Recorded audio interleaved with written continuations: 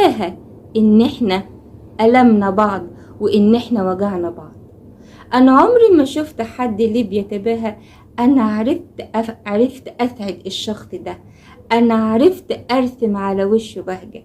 ده انا بقعد اتكلم مع اصحابي اقول ايه، اما انا رفعتها حتة قلم، اما انا عملت كذا، اما انا عملت. بقى عندنا تباهي بقدرة ايذاء الاخر. يعني بنركز قوي اشوف ايه اللي يوجع الشخص اللي قصادي واعمله، وابقى فرحان جدا وحاسس بنشوة انتصار لا تعادلها نشوة. ليه احنا وصلنا لكده؟ ليه احنا بنعرف نتفنن ان احنا نألم بعض؟ ليه ما بنعرفش نتفنن ان احنا نسعد بعض ونرسم بسمة على وش بعض؟ ليه احنا بنفهم الشخصيات اللي قدامنا عشان اعرف ايه اللي يوجعها